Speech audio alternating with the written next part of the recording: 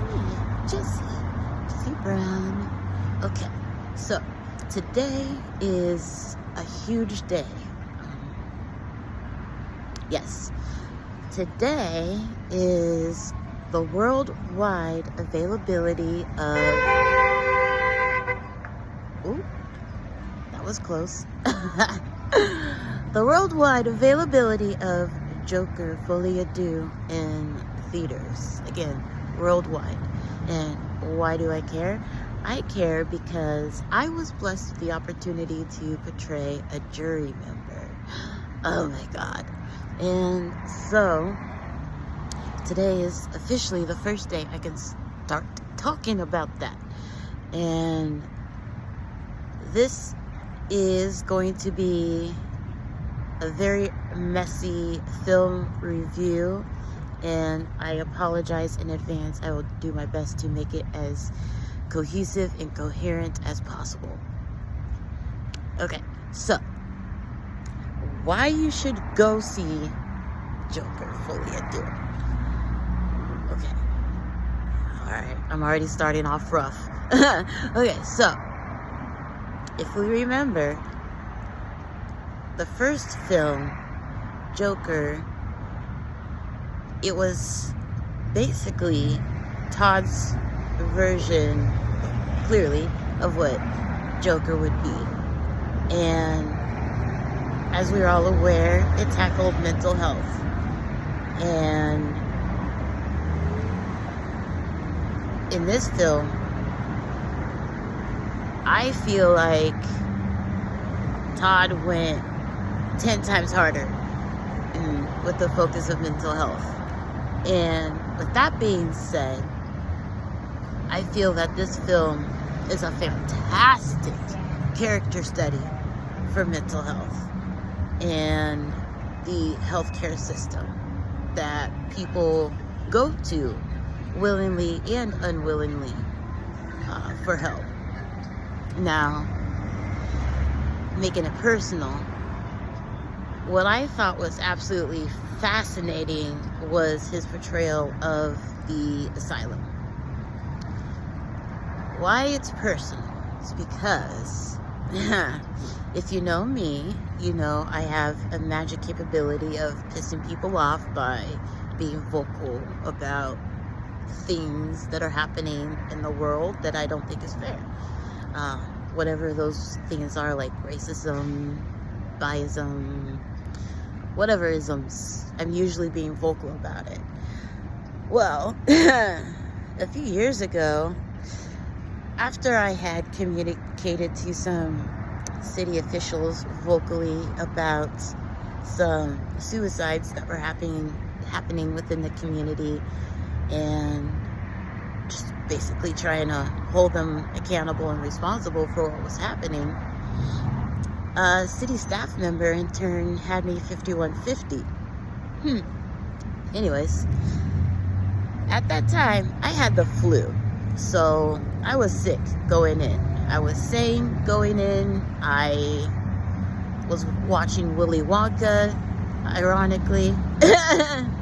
And when the cops came, didn't really give me any information of what the heck was going on, but I felt like kidnapped me, and it took forever to get to where we were going. And when we got to where we were going, listen, being in a psychiatric ward in the same state of mind, you see some things.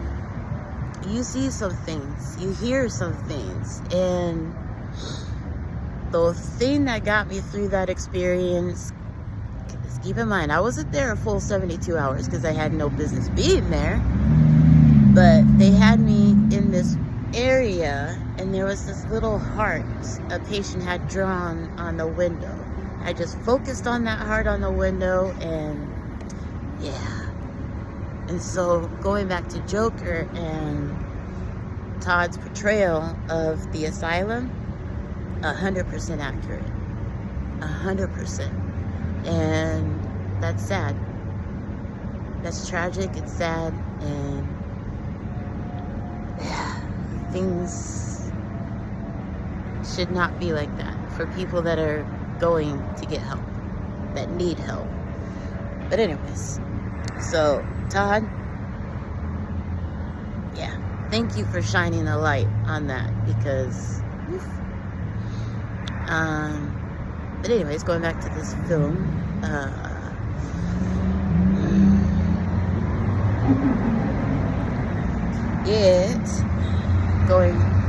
tackling with Joker and his mental state of mind,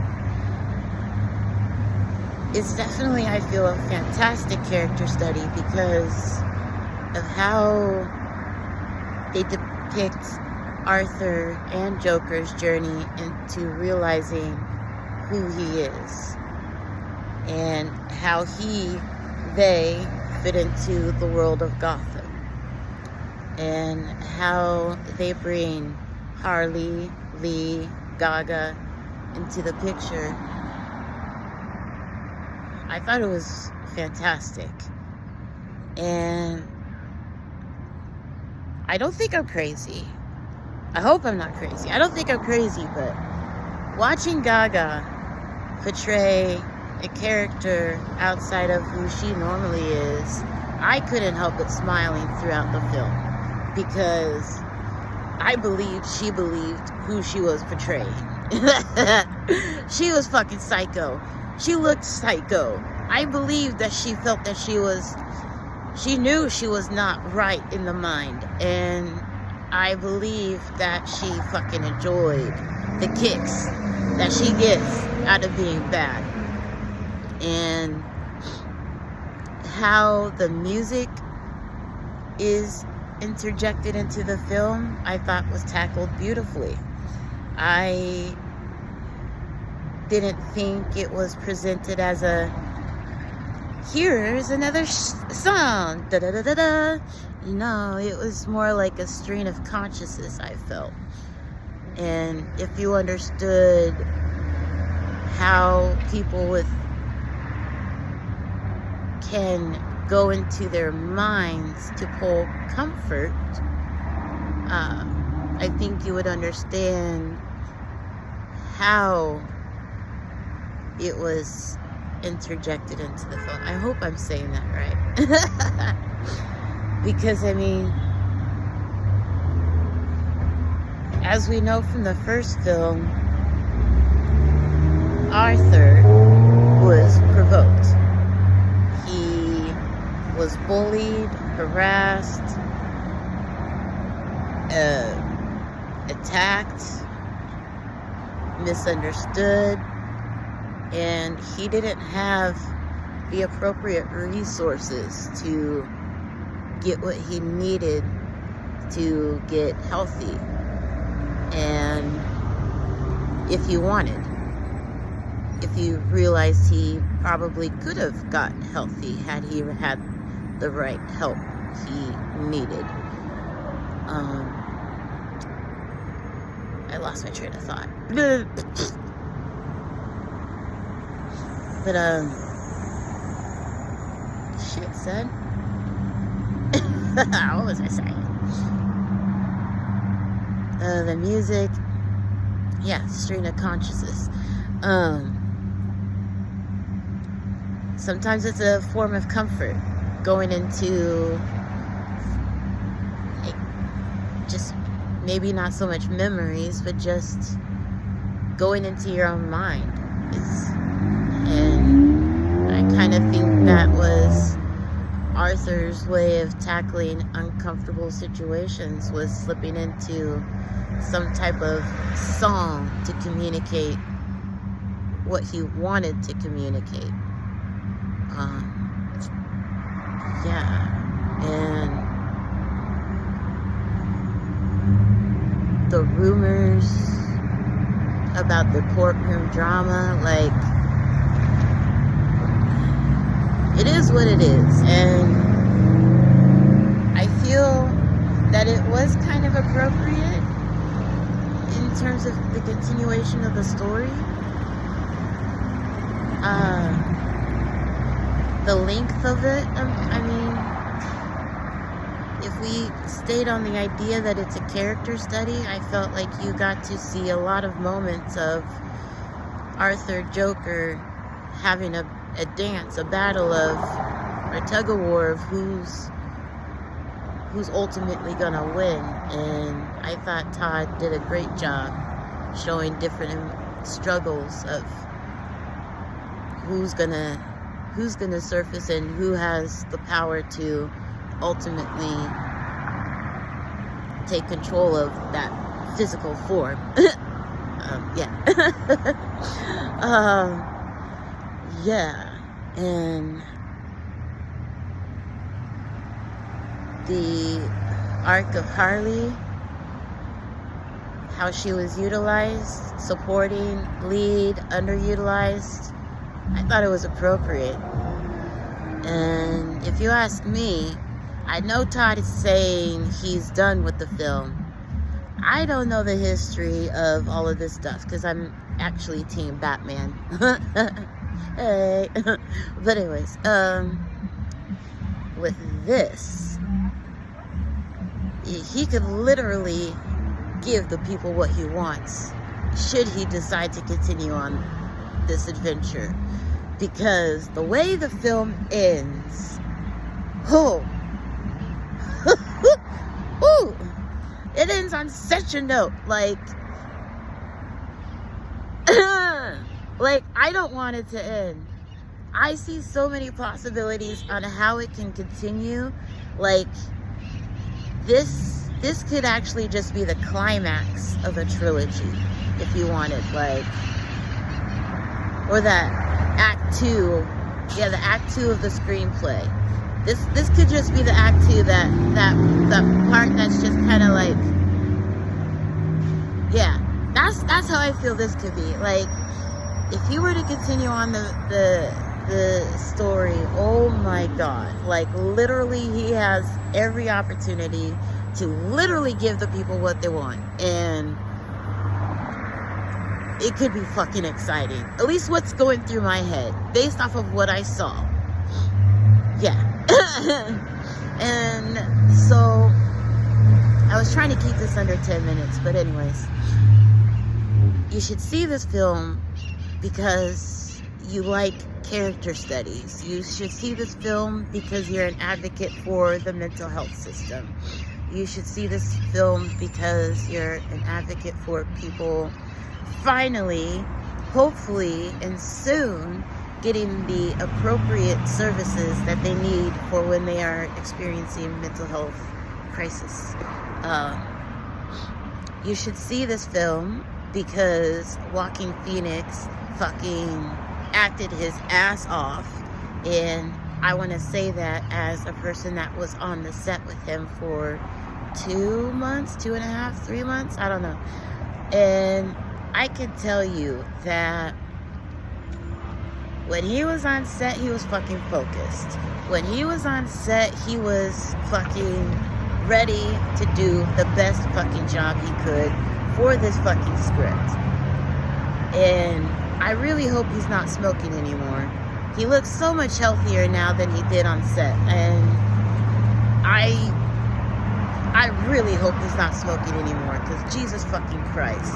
The amount of fucking cigarettes that he smoked for that scene, all those, that courtroom, no.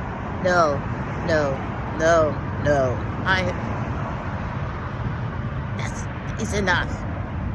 If your missus hasn't said anything yet, I'm saying it now. Enough. But anyways,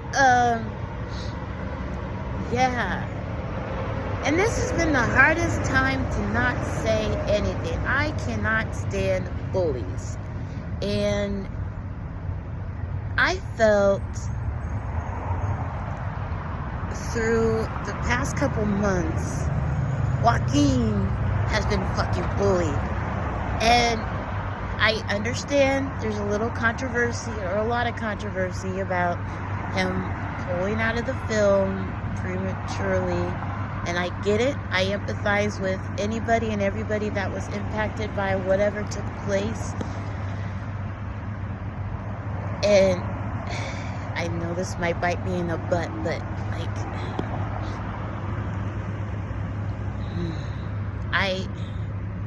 I don't know. I just know as a background performer, as a union actor, there are clauses for moments of stuff like that when shoots get canceled.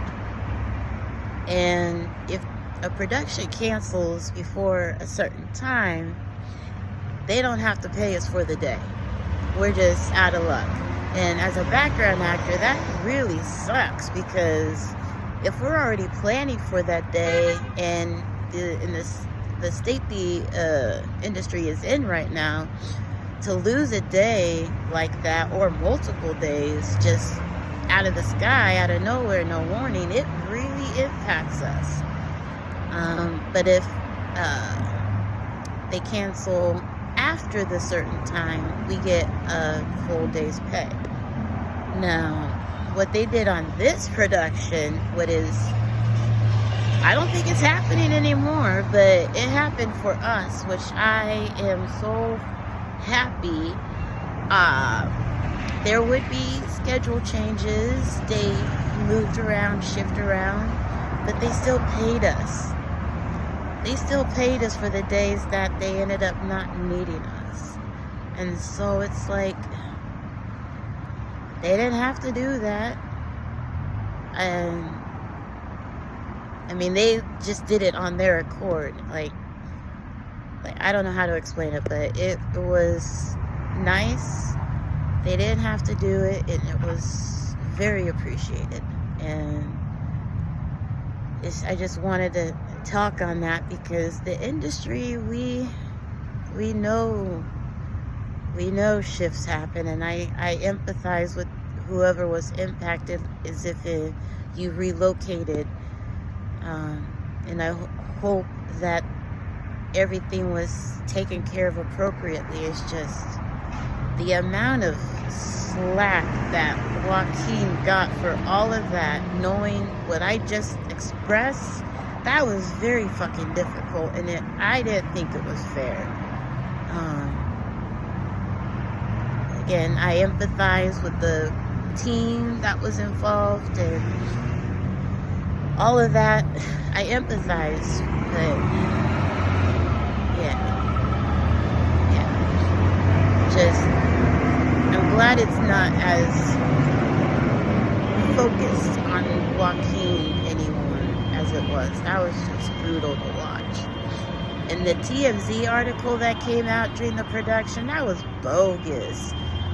That was bogus, because what I watched or witnessed around that whole TMZ, this production made the adjustments on their own.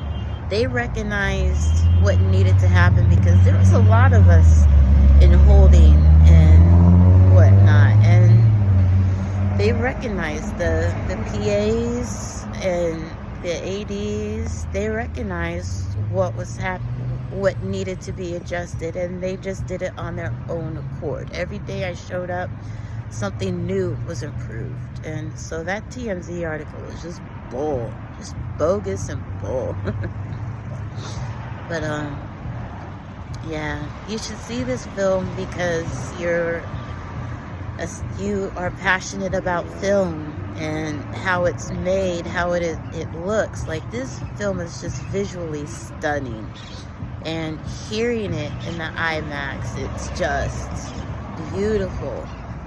And simply just because of the, not simply, but because you just love film and you just want to study another person's take on something that we are all more or less familiar with. Like, Todd really solidified his own genre of the Joker, and Joaquin, he brought a persona in different levels that we have seen before, and the potential of what it could go into if you were to bring Harley back and whatnot, like the continuation of Harvey Dent. Like, in this film, he's very vengeful of Joker. He appears like it's a personal thing that he wants to bring Joker down. I don't think it's business. I think it's personal. And then, so after he gets... Well, I mean, you see the explosion, whatever. After that, like, then what? Is Harvey gonna keep doing his pursuit? And Gaga, like, what's she gonna do? Because in this film, she's fucking bad. She's bad. I understand people are expecting Joker to be a rebel-rouser of this film, but lady's bad. Or Harley is bad. And to see where she could go with her antics, I want to see. I don't support that level of anarchy, but come on now, let's keep the story going. So yeah, that's my take on the film. You should definitely give this film a chance. Don't listen to the reviews like, if this person says go use this type of soap, are you gonna go exclusively use that only type of soap? No, because that soap might not be compatible with your skin. I don't know, I'm trying to be clever. But definitely give the film a chance. If you go into it looking at it as a character study, and if you like procedural dramas, I think you will get into this. The musical stuff, like, just look at it as you're looking at this person who's trying to identify with who they are in this crazy world that's trying to tell them who they are. Yeah, just look at it from a human perspective and not as how you would traditionally go into a superhero film. Because this isn't that film. It's not that film. It's a very well thought out presentation of personality, trying to learn just trying to learn who you are and how you fit into the world and how your actions. Yeah. Alright, that's me. I'm Jessie, juror number 10.